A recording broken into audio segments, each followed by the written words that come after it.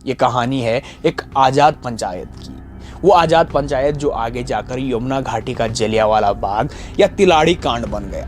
वो तिलाड़ी कांड जिसमें वनों पर अपने अधिकारों का दावा करने वाले ग्रामीणों को सबक सिखाने के लिए टिहरी नरेश नरेंद्र शाह के दीवान चक्रधर जुयाल ने यह हत्याकांड रचा।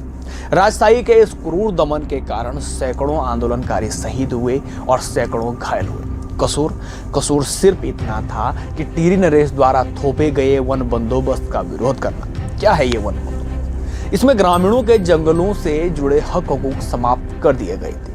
वन संपदा के प्रयोग पर टैक्स लगाया गया और पारंपरिक त्योहारों पर भी रोक लगा दी गई। एक गाय, एक भैंस और एक जोड़ी बैल से अधिक मवेशी रखने पर प्रति पशु 1 रुपया सालाना टैक्स वसूला जाने लगा। इससे स्थानीय लोगों में भारी आक्रोश बढ़ने लगा था और यहीं से शुरू होता है टिहरी रियासत के निरंकुश अधिकारियों द्वारा रक्त रंजित तिलाड़ी कांड। क्या है ये तिलाड़ी कांड? इसको लेकर हम पूरा आज आपको विस्तार में बताएंगे। आप हमारे साथ अंत तक बने रहिए। नमस्कार, आप देख रहे हैं बकचट और मैं हूं आपके साथ शोभन सत्य सिंह नेगी।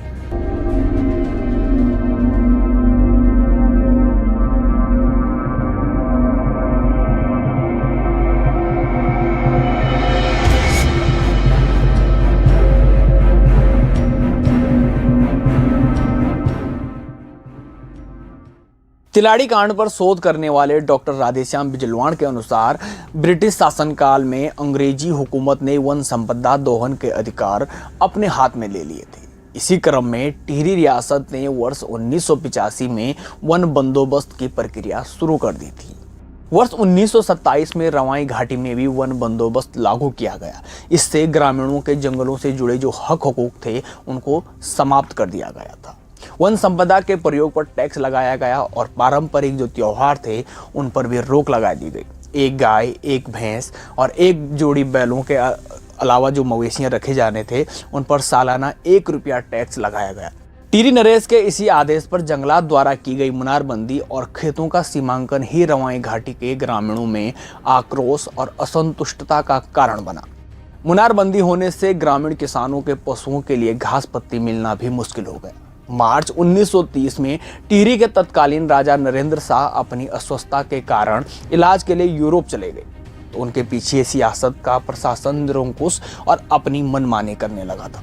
रवाई के लोगों में उपजे जनाक्रोश को दबाने के लिए 20 मई 1930 को डिप्टी कलेक्टर सुरेंद्र दत्त नौटियाल और डीएफओ पदम दत्त रतूड़ी ने 4 ग्रामीण नेताओं को गिरफ्तार कर टिहरी जेल भेजा। ग्रामीणों ने इन अधिकारियों का राड़ी टॉप के निकट घेराव किया, जहां डीएफओ की ओर से गोली चलाने से 2 ग्रामीण शहीद हो गए। घटना के विरोध में ग्रामीण 30 मई को तिलाड़ी के मैदान में शांतिपूर्वक आजाद पंचायत कर रहे थे। लोग वहां राजा से गोचुगान की जगह को प्रतिबंध से बाहर करने की मांग को लेकर इकट्ठा थे। वे जंगलों से घास, लकड़ी, पत्ती चुनने के अधिकार को बहाल करने की मांग कर रहे थे। लोगों का तर्क था कि जंगल की सुरक्षा जब वे खुद करते हैं तो उन वन संसाधनों का उपभोग पर उन्हें क्यों वंचित रखा जा रहा है। यही आजाद पंचायत करने के लिए ग्रामीण यमुना नदी के तट पर तिलाड़ी मैदान में एकत्रित हुए थे। तभी टिहरी रियासत के दीवान चक्रधर जुयाल के नेतृत्व में सेना ने ग्रामीणों को 3 तरफ से घेर लिया। चौथी तरफ यमुना नदी थी जो अपने प्रचंड वेग में बहती है। बिना किसी पूर्व चेतावनी के राजा की फौज ने निहत्थे ग्रामीण लोगों पर ताबड़तोड़ गोलियां बरसाई।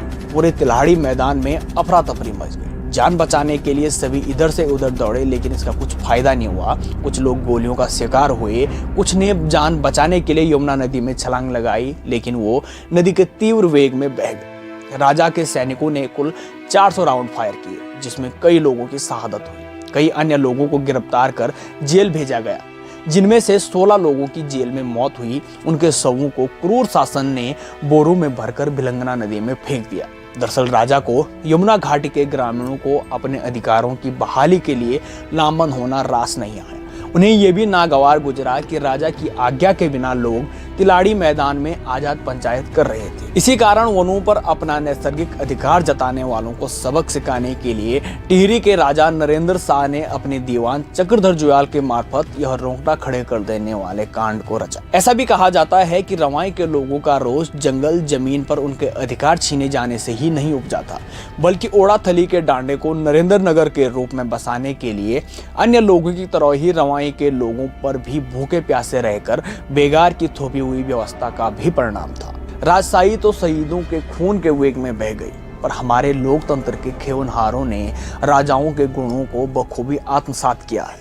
उन्हें जल जंगल पानी के लिए लोगों का खून बहाना मंजूर है, पर संसाधनों पर जनता का अधिकार मंजूर नहीं है। तिलाड़ी के हमारे बहादुर पुरखों से चली आ रही ये लड़ाई आज भी जारी है। आज भी युवा सड़कों पर उतरे हैं, अपना हक मांगने के लिए लगातार आंदोलन कर रहे हैं। उत्तराखंड के जल जंगल और जमीन पर अपना पहला हक पाने के लिए सरकार से गुहार कर रहे हैं कि जिन अधिकारों के लिए उत्तराखंड राज्य की नींव रखी गई थी, वो अधिकार यहाँ के मूल निवासियों को दिए जाए। आपको ये जानकारी कैसे लगी, आप हमें कमेंट में जरूर बताएं। यदि आप वीडियो को यूट्यूब पर देख रहे हैं तो चैनल को सब्सक्राइब जरूर करें। यदि फेसबुक और इंस्टाग्राम पर देख रहे हैं तो चैनल को फॉलो करना ना भूलें और वीडियो को शेयर जरूर करें। नमस्कार।